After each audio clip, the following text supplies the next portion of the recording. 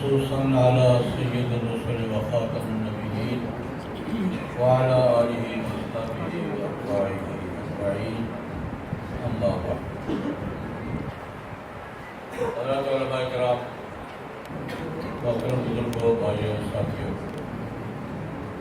اللہ تبارک و تعالیٰ کا لاکھ لاکھ شکر ہے، مہربانی ہے، فضل ہے۔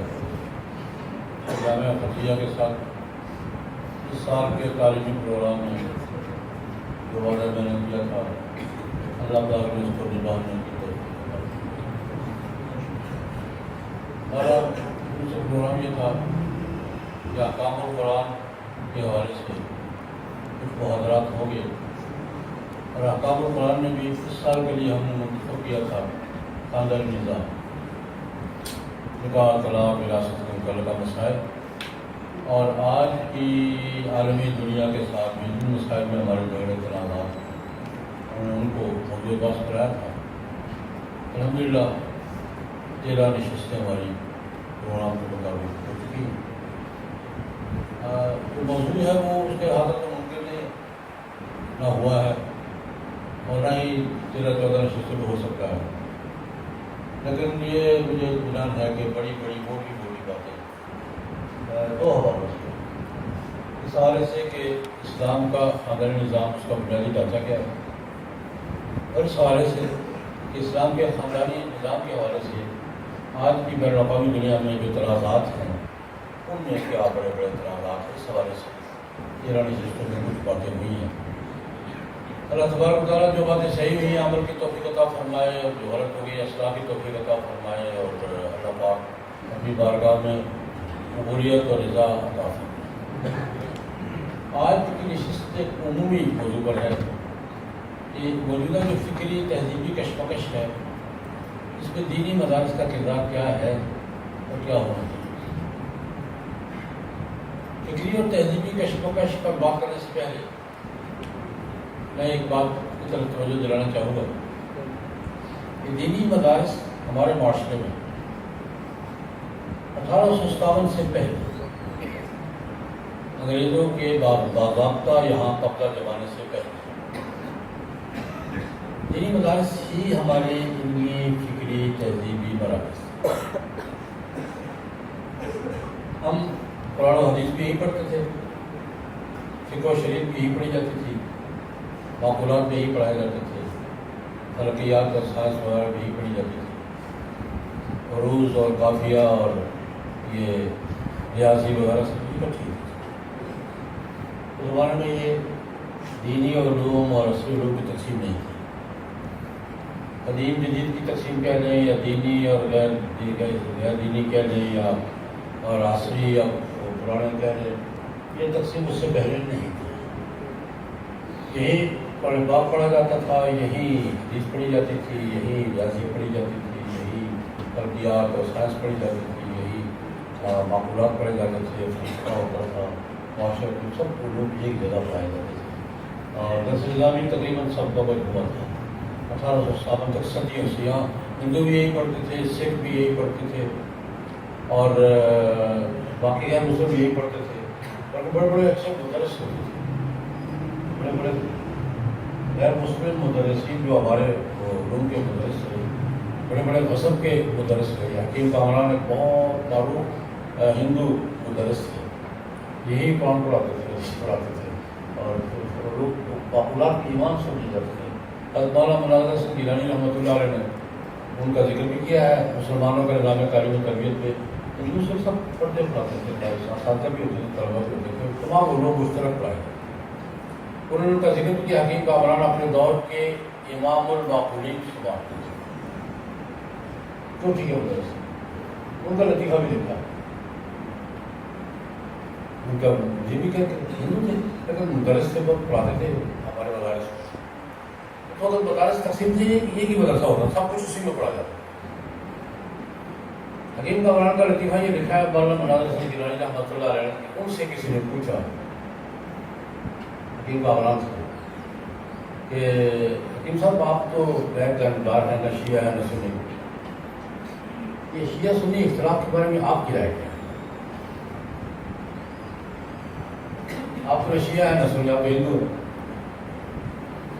آپ مدرس بھی ہیں، جانتے بھی ہیں، سب کچھ پڑھاتے بھی ہیں، تو آپ کا شیعہ سنی اختلاف کے بارے میں آپ کا نقطہ نظر یہ غیر جانبدار ہے. بڑا دلچسپ جواب ہے کہ کامران انہوں نے کہا مذہب سنی آنست حمد باری تعالیٰ درود پر محمد و آل اصحابہ دعائے مغفرت برائے جمیع مومنین مومنات مومنین فاسقین فاسقات مہاجرین مہاجرات. مذہب شیعہ حمد باری تعالیٰ درود پر محمد و آل اللہ اکبر کی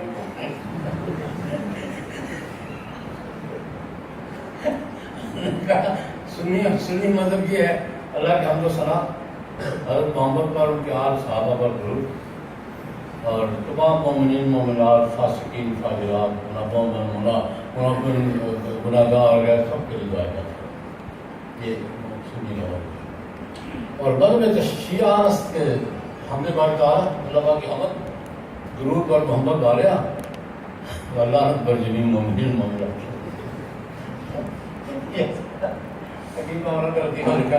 میں بتا یہ رہا تھا کہ اس میں کوئی تقسیم نہیں تھی، سب چیزوں یہ نظام رہا ہے. یہ تقسیم کس نے کی ہے یہ میں پہلی بات یہ کرتا ہوں. 1857 کے بعد یہ تقسیم اور مسلسل یہ کہا جا رہا ہے کہ یہ مولویوں نے تقسیم کی ہے دین دنیا کی. یہ تقسیم ہمارے کھاتے میں ڈال گیا، غلط بات ہے. ہم تو صدیوں دونوں علوم اکٹھے پڑھاتے رہے. جب انگریزوں نے سارے نظام کو قبضہ کیا، نیا نظام بنایا، تو قرآن و حدیث اور فقہ کو نکال دیا. قرآن حدیث فقہ کو عربی کو وہاں سے کیا کر کے نکال دیا، باقی رکھے. ہم نے کہا جب یہ نکال دیے ہیں تو ان کو کون سنبھالے گا؟ ان کو ہم سنبھالتے ہیں. تقسیم کس نے کی ہے؟ دینی غیر دینی علوم کی تقسیم کس نے کی؟ ہم پر مستلط کی، ہم پر مستلط کی. کیونکہ یہ قرآن حدیث فقہ اور عربی یہ 4 علوم نکال دیے تھے ہم نے. تو ہم ان کو بچانے کے لیے کہ یہ بچے رہے ہمارے پاس، تقسیم ہم نے نہیں کی. میں بالکل بتا سے ہماری تقسیم ہمارے کھاتے میں ڈالے، ہم نے تقسیم نہیں کی. ہم تو جب تک ہمارے پاس نظام کا ہم سب کچھ پڑھاتے، یہ بات سمجھ میں آئی آپ کو؟ جب تک سسٹم ہمارے ہاتھ پہ تھا ہم سب کچھ پڑھاتے تھے. ریاضی بھی پڑھاتے تھے، سائنس بھی پڑھاتے تھے، معقولات بھی پڑھاتے تھے، فلسفہ بھی پڑھاتے تھے، منطق بھی پڑھاتے تھے، قرآن بھی پڑھاتے تھے، حدیث بھی پڑھاتے تھے، سب کچھ پڑھاتے تھے. جب نظام ہمارے ہاتھ سے لے کر انگریز نے سنبھالا ہے تو اس نے قرآن حدیث فقہ اور عربی نکال دی. ہمارے بزرگ ان 4 علوم کی حفاظت کے لیے ختم ہو جائے گا. تو تقسیم ہوئی ہے لیکن تقسیم ہم نے نہیں کی، یہ تقسیم ہم پہ مسلط کی. یہ تقسیم ہم پر مسلط ہم نے تقسیم نہیں کی. خیر، دینی مدارس کا بنیادی رول کیا ہے؟ دینی مدارس کا بنیادی رول کیا ہے؟ معاشرے میں کردار کیا ہے؟ بنیادی موجودہ سسٹم کے حوالے سے 1857 سے پہلے تو پوری تہذیب، تمدن، ثقافت، معاشرت، سماج، علم سب کچھ دینی مدارس ہی تھی. یہی درس اسلامی کے مدارس تھا. لیکن ہم نے ایک چیز ذمہ لی تھی. یہ 1857 کے بعد جب ہم نے امداد باہمی کی بنیاد پر ہم نے یہ سسٹم اپنے ذمہ لیا، کل بزرگ اکٹھے ہوئے. اللہ پاک قادر مطلق ہے، اسباب فراہم کرتے ہیں، دیتے چلے جاتے ہیں. چند بزرگوں نے دیوبند کے قصبے میں مدرسے کی بنیاد رکھی کہ یہ جو 4 علوم نکال دیے گئے ہیں ان کو ہم نے بچانا ہے. ان دینی مدارس کی بنیادی اساس اس پر تھی کہ یہ پورے ملک کے نظام تعلیم سے یہ 4 علوم قرآن پاک، حدیث، فقہ اور عربی جو نکال دیے گئے ہیں ہم نے ان کو باقی رکھنا ہے. ایک عام آدمی کا دین کے ساتھ اور علم کے ساتھ تعلق باقی ہے. کہ عام مسلمان طلباء ایمانیات نماز روزہ یہ فرائض واجبات حلال حرام اس کے ساتھ عام مسلمان کا تعلق باقی ہے. یہ مطلب بنیادی کردار ہے.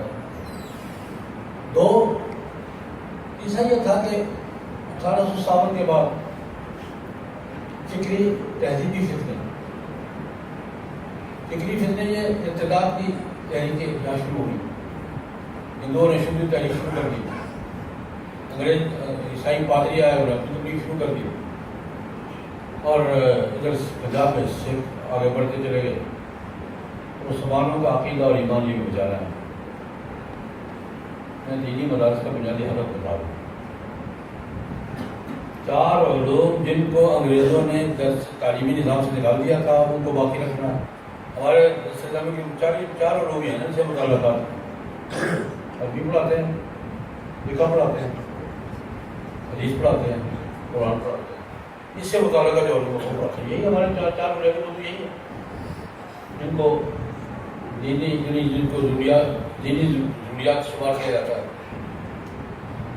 دینی علوم کی حفاظت ترویج اور اگلی نسل تک پہنچانے کے ساتھ ساتھ مسلمانوں کے عقیدے اور ایمان کی حفاظت, کیونکہ عقائد پر حملے شروع ہو گئے تھے. عقائد پر حملے ایک لمبا زمانہ ہے, بڑی تاریخ ہے. ایک طرف سے ہندوؤں کی الغاز تھی شدید تحریک کے حوالے سے. ہندوؤں کا موقف یہ تھا اور اب بھی انتہا پسند ہندوؤں کا موقف یہ ہے کہ ہندوستان سارے رہنے والے ہندو ہیں, یہ وطنی مذہب ہے. وہ کہتے ہیں جو بھی یہاں کے رہنے والے مسلمان ہوئے ہیں ان کو واپس آنا چاہیے, اس کو شدھی کرنا واپس لانا. ہندوستان میں رہ کر بغیر ہندو کیسے ہو؟ ہندو مذہب وطنی مذہب ہے. آج بھی انتہا پسند ہندوؤں کا کہنا یہ ہے واپس آؤ. مسلمانوں کو بھی کہہ رہے ہیں, عیسائیوں کو بھی کہہ رہے ہیں, جو یہاں سے یہاں کے لوگ عیسائی ہندو مسلمان اور دوسرے واپس آؤ. لمبی بڑی تحریک تھی اور اس کے مقابلے میں دارالعلوم دیوبند کو مستقل شعبہ کام کرنا پڑا تھا. مولانا شاہ کشمیری رحمۃ اللہ علیہ بڑے بڑے اکابر نے مستقل بحث قائم کیا تھا کہ مسلمانوں کو دوبارہ غریب دیہات کے لوگ ان پڑھ لوگ بیچارے کیا کرتے ہیں, ان کو نہ کلمے کا پتہ ہے نہ نماز کا پتہ ہے, کیا کریں. بہت ہزاروں لوگ شدید کر رہی ہے. ہندوؤں نے اس دعوے پر کہ ہندوستان کا مذہب ہندو ہے, جہاں کے رہنے والے سارے واپس آئے, ہزاروں لوگ شدید کر لیے تھے. لیکن انہوں نے مسلمان مبلغین کی اور خصوص دارالعلوم دیوبند کی محنت سے بہت سے واپس آئے اور باقیوں کا جانا رک گیا. یہ پوری تاریخ ہے دارالعلوم دیوبند کے شعبہ تبلیغ. ادھر سے سکھ پنجاب میں پھیلتے جا رہے تھے. عیسائیوں کی الغاز تھی, اعتراضات مناظرے. اس زمانے میں یہ مناظروں کا زمانہ تھا. ہمارے اکابر نے دینی علوم کی حفاظت بھی کی اور مسلمانوں کے عقیدے اور ایمان کی حفاظت کے لیے مقابلہ بھی کیا. حضرت مولانا محمد قاسم نانوتوی رحمۃ اللہ علیہ, حضرت مولانا رحمۃ اللہ کیرانوی رحمۃ اللہ علیہ, بڑے مناظرے بڑے اس زمانے میں ہوتے تھے. 2 مناظروں کا ذکر کروں گا. ایک ڈاکٹر فنڈر آئے تھے برطانیہ سے, عیسائی پادری تھے, بڑے لکھے آدمی تھے. گفتگو کا سلیقہ تھا. پڑھا لکھا آدمی ہو, گفتگو کا سلیقہ ہو تو بڑے لوگوں کو خراب کرتا ہے. آدمی پڑھا لکھا ہو تو گفتگو کا سلیقہ ہو, بڑے لوگوں کو خراب. پادری فنڈر نے یاد رکھ طوفان مچا دیا. چیلنج, میرے ساتھ مناظرہ کرو, میرے ساتھ مقابلہ کرو, میرے ساتھ یہ کرو. میں کوئی مولوی میرے ہم کو مناظرہ کرے تثلیث پر, توحید پر, تحریف قرآن پر, تحریف بائبل کی تحریف پر, حضور کی بارے میں پیش گوئیوں پر, کوئی بھی ایسا مناظرہ کرے. لیکن اتنا ہوشیار اور زبردست تھا کہ عام عالم اس کے سامنے ٹھہر نہیں سکتے. بہت سو کو بھگایا. اس کا مقابلہ کیا پھر مولانا رحمۃ اللہ کی رحمت نے. مولانا قاسم نانوتوی کے ساتھیوں میں سے حضرت حاجی امداد اللہ مہاجر مکی رحمۃ اللہ علیہ کے مریدوں میں سے تھے. بہت بڑے آدمی تھے, بڑے عالم تھے. مولانا رحمۃ اللہ کیلانی سامنے آئے، انہوں نے مولانا ڈاکٹر فنڈر سے مناظرہ ہوا۔ موضوع یہ تھا کہ بائبل میں تحریف ہوئی ہے یا نہیں۔ موضوع یہ تھا کہ بائبل میں جناب نبی کریم صلی اللہ علیہ وسلم پیش گوئیاں موجود ہیں یا نہیں۔ لمبا مناظرہ ہوا، فنڈر شکست کا، اور ایسی شکست کا کہ ہندوستان چھوڑ کے چلے، اس کو ہندوستان چھوڑنا پڑا فنڈر، ترکی چلا گیا۔ ترکی میں جا کے طوفان مچانا، کچھ تو دنیا گیا، اب استنبول کہلاتا ہے۔ ترکی میں علماء کو چیلنج کرنے شروع کر دی، اور میرے ساتھ مقابلہ کروں، تم کہتے ہو بائبل کا کوئی تعریف نہیں، بائبل اصلی ہے، کوئی پیشن گوئی حضرت محمد کے بارے میں نہیں ہے، آج چیلنج شروع کر دیے۔ اب وہ بیچارے اس میدان کے آدمی نہیں تھے، ایک اچھا خاصا تماشا بن گیا۔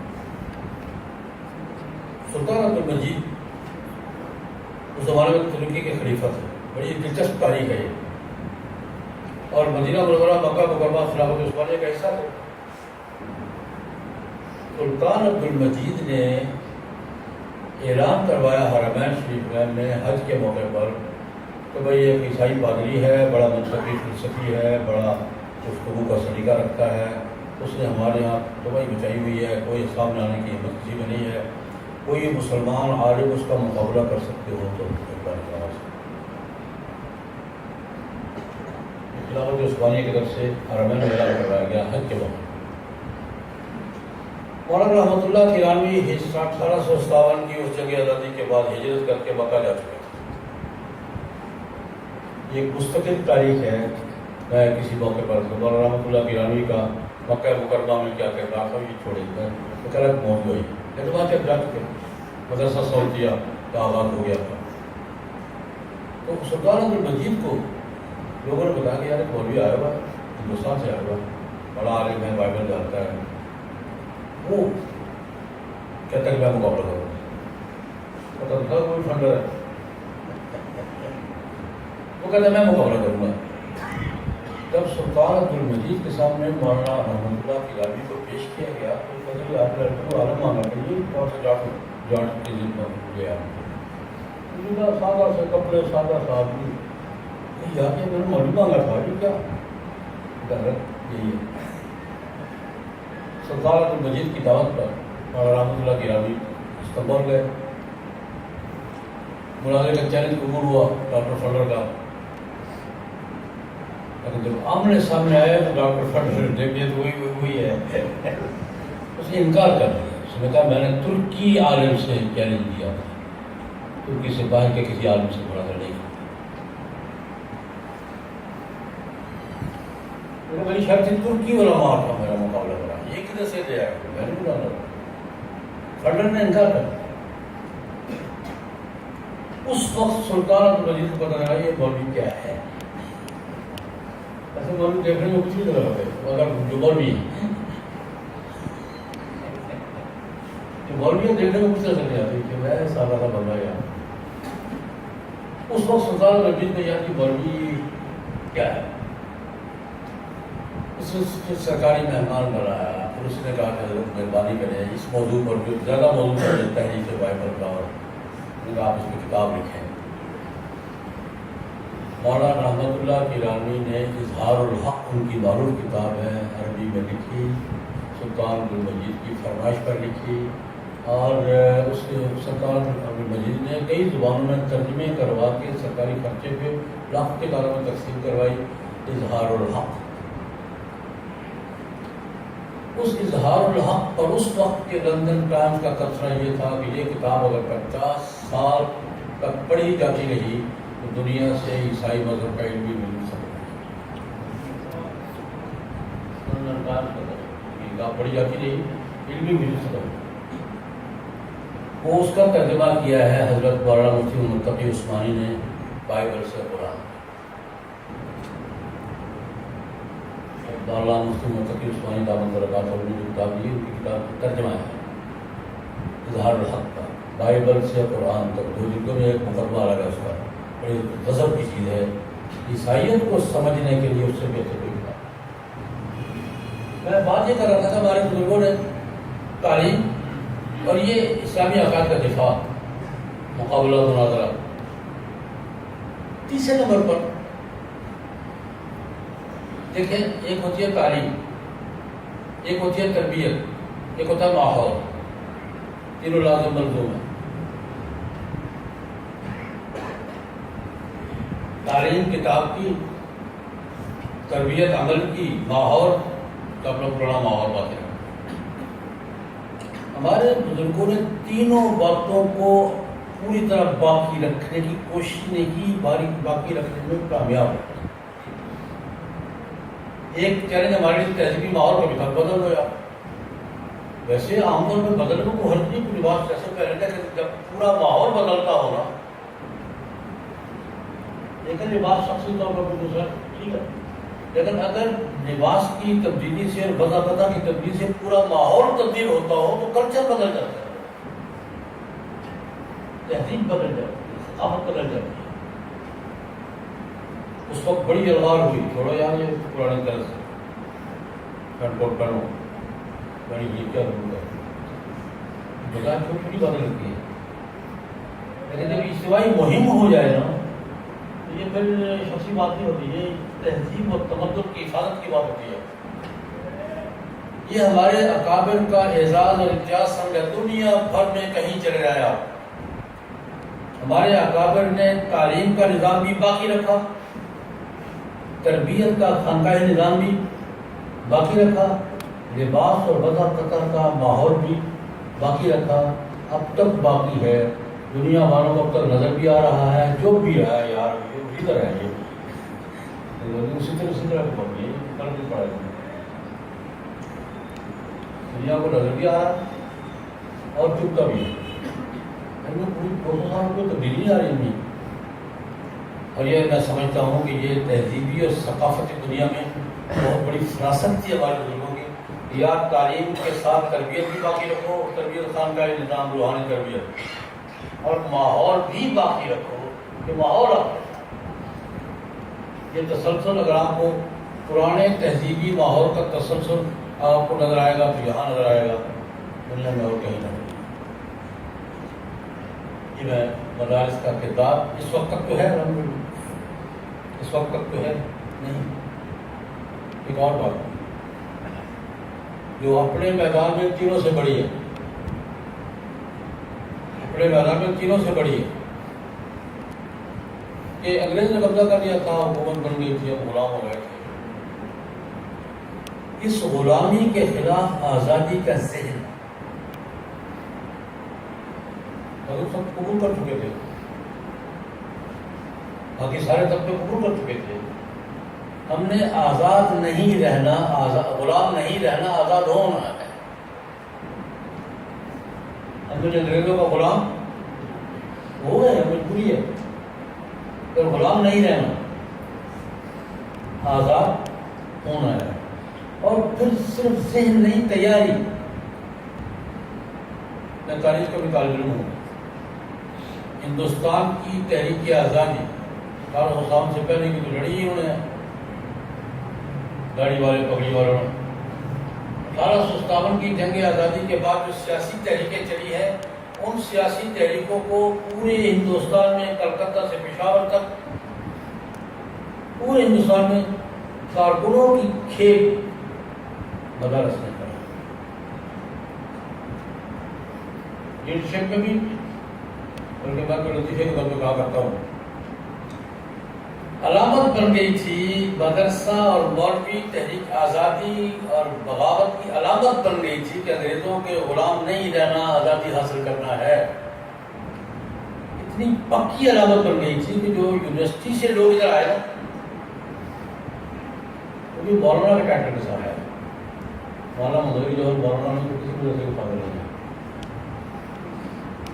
شوکت علی کسی مدرسے کو فاضل نہیں ہے، ظفر علی خان کسی مدرسے کے فاضل نہیں ہے، یونیورسٹی کے علی گڑھ یونیورسٹی سے پڑھے تھے. ظفر علی خان، شوکت علی خان اور ہمارے قائدین میں سے ہیں، اور پھر لیڈر آزادی تحریک آزادی کے بڑے ناموں میں سے ہیں. مولانا محمد علی جوہر، مولانا شوکت علی، مولانا ظفر علی، ڈاکٹر انصاری، حکیم اکبر خان، ڈاکٹر کچلو، یہ بڑے بڑے چوٹی کے اکابر سیاستدان اور آزادی کے بڑے لیڈر. میں نتیجے میں کہا کرتا ہوں یہ بغاوت اور آزادی کی علامت مولوی بن چکا تھا.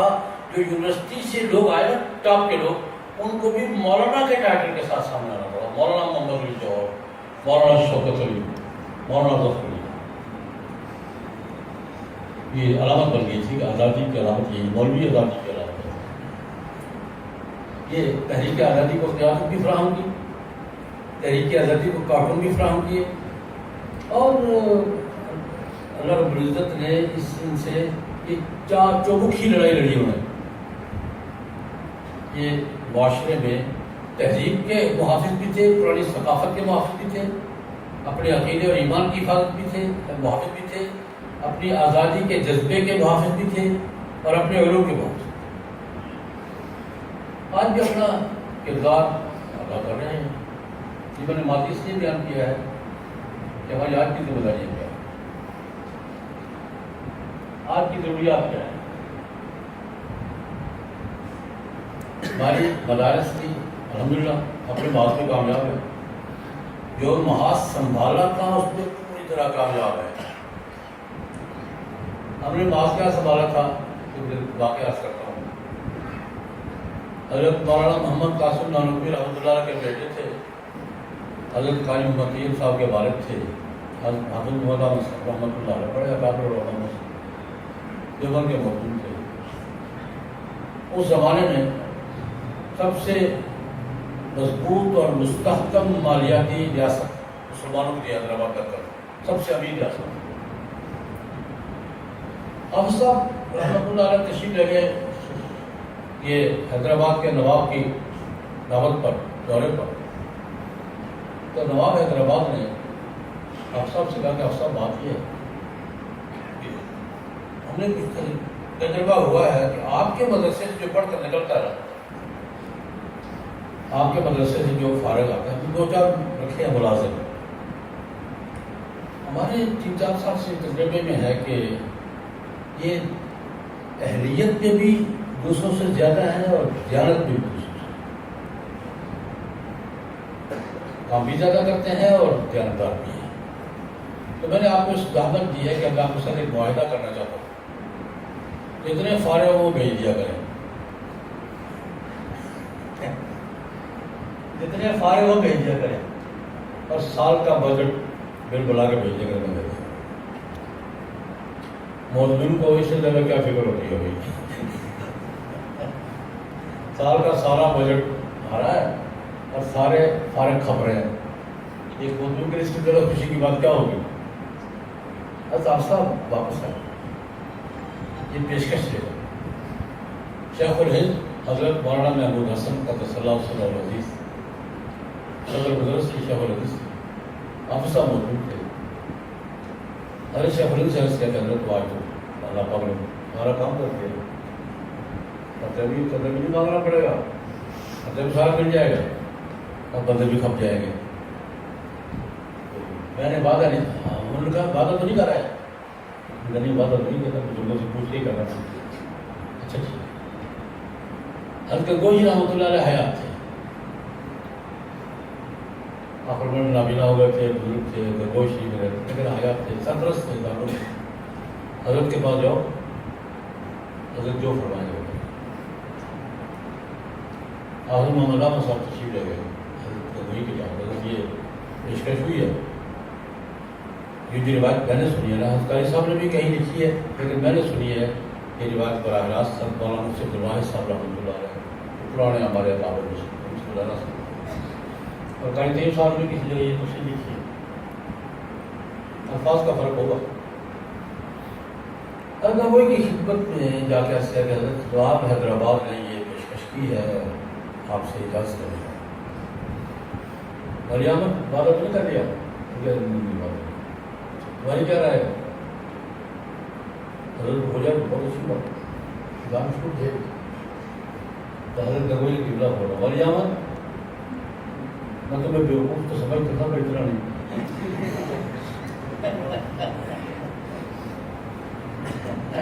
اور احمد میں تمہیں بیوقوف تو سمجھتا تھا, پر اتنا نہیں. اللہ کے بندے, ہم نے یہ مدرسہ حیدرآباد بکن کی ریاست چلانا نہیں بنایا, بھاڑ میں جائے حیدرآباد کی ریاست. ہم نے تو یہ مدرسہ اس لیے بنایا ہے کہ مسلمانوں کو مسجد میں نماز پڑھانے کے لیے امام ملتا رہے، قرآن پاک پڑھانے کے لیے حافظ ملتا ہے، ایک فتوے کی ضرورت پیش ہے تو مفتی صاحب ہوں، مسلمانوں کی مسجدیں آباد رکھنے کے لیے، مسلمانوں کو قرآن پاک کے مکاتب کے استاد فراہم کرنے کے لیے ہم اس لیے بنایا ہے بھائی، ہم تو مسجدیں آباد رکھنا چاہتے ہیں، مکاتب آباد رکھنا چاہتے ہیں، یہ لوگ اس کے لیے تیار کر رہے ہیں، ہمیں کیا بھائی بات چلتی ہے نہیں چلتی، ہمیں تو اپنے مسجدیں چلانی ہیں۔ یہ تھا میں لوگ سمجھتے ہیں ہمارے ساتھ مسجد میں بند ہے پکڑی جو وہ نہیں تھی، یہ حکمت عملی تھی اس وقت، ہمارے بزرگوں کی حکمت عملی یہ تھی کہ ہم سے جو آدمی فارغ ہوتا ہے نا، کسی دنیا کے کام کا نہ ہو سوائے مسجد کے لیے، یہ حکمت عملی تھی، یہ حکمت عملی تھی کہ ہمارے ہم سے فارغ ہونے والا کہیں اور نہ کھپ سکے، مجبور ہو کر مسجد چلا گیا تاکہ مسلمانوں کی مسجدیں آباد رہیں، قرآن پاک پڑھانے کے لیے استاد ملتا رہے۔ یہ بھی دوسری جگہ چلے جائے گا تو یہاں یہ مسئلہ کون سا پڑھے گا، مسئلے کون پڑھائے گا، قرآن کون پڑھائے گا، یہ حکمت عملی کے ساتھ اس پر یہ کچھ ہفتہ پہلے کی بات ہے، ہمارے گورنر صاحب تھے خالد مقبول صاحب، پڑھے لکھے آدمی تھے، جنرل خالد مقبول، انہوں نے جامعہ اشرفیہ کا وزٹ کیا، تقریر فرمائی، پڑھا لکھا آدمی تھا، پڑھا لکھا آدمی کو مولوی مل جائے تو وہ کام پورا کرتا ہے، مولوی جہاں کام ہوا ہے اپنا کام پورا کرتا ہے۔ انہوں نے تقریر فرمائی اور اس پہ یہ شکوہ کیا کہ ملک کو سائنسدان نہیں ہے، ملک کے پاس ضرورت کو ڈاکٹر نہیں ہے، ملک کو ضرورت کو انجینئر نہیں ملتے، یہ کمی ہے، یہ کمی، مدارس کیا کر رہے ہیں، مدارس کیا کر رہے ہیں، مدارس کا کردار کیا، یہ اس لہجے میں تقریر فرمائی۔ میں نے اخبار میں پڑھی، میں نے اخبار پڑھا، میرا کال بڑا لوگوں نے پڑھا بھی ہو، جنرل صاحب آپ رونے میں آپ کے ساتھ شریک ہوئے، اس رونے میں آپ کے ساتھ شریک ہوئے کہ ملک کو ضرورت کے مطابق سائنسدان نہیں ہے، تعلیم نہیں ہے، انجینئر نہیں ہے، ڈاکٹر نہیں ہے، ملک کی ضروریات پوری نہیں ہو رہی، اس رونے میں آپ کے ساتھ شریک ہوئے، لیکن شکایت کی جگہ درست نہیں ہے، اس شکایت کی جگہ نہر سے اس طرف نہیں اس طرف ہے۔ ڈاکٹر صاحب آپ کی شکایت درست ہے، میں آپ کے ساتھ شریک ہوں رونے دھونے میں، لیکن شکایت کی جگہ نہر سے اس طرف نہیں، نہر سے اس طرف ہے، کیونکہ میرے بھائی یہ ذمہ داری ہم نے قبول کب کی تھی کہ میں سیاست سائنسدان